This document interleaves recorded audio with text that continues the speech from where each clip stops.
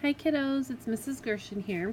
We're going to continue our syllable work looking for certain vowel sounds, long vowel sounds in the beginning of the word in the first syllable, or does the long vowel sound come in the second syllable? This week we're working with the long U sound. You will notice when we look at our headers that the long U sound can be made in a couple of different ways, and we'll talk about that as we get going here. So let's look at our first column. We have the word rooster, reduce, cartoon, jewel, toothache, beauty, chewy, cocoon. Then we have include, balloon, doodle, refuse, excuse, shampoo, scooter, cougar. In our last column, we have Tuesday, notice, capital T, name of the day of the week, useful, fewer, raccoon, noodle, pollute, confuse, and amuse. So we're looking for that long U sound in the first syllable or the second syllable.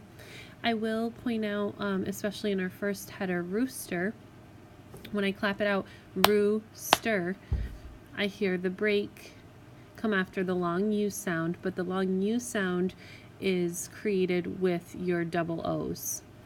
So you will see that in some of the words like cartoon, toothache, shampoo, balloon, raccoon.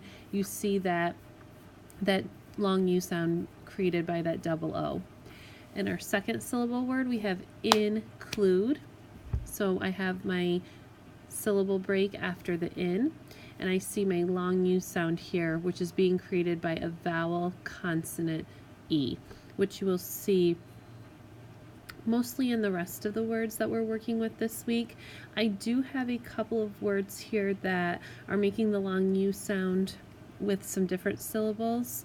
We have, in our first column here, we have jewel. So here we have our long U sound being created by EW, same as in chewy. I also have beauty, our long U sound being created by EAU. We also have cougar at the bottom, our long U sound created by OU. Up at the top we have Tuesday. Sorry, I think I put my break in the wrong place there. Here we go. Tuesday. So when we clap that out, it actually comes after the S, being created by the UE. So we have some different ways, some different patterns in which the long U sound is being created this week. So just be sure to pay attention to that when you're studying your spelling words for your spelling test. Again, this sort is very similar to the last two or three. So you're just listening and clapping out, and where do you hear that long U sound? Is it the first syllable or the second? I think we're ready to grab our scissors, and happy sorting.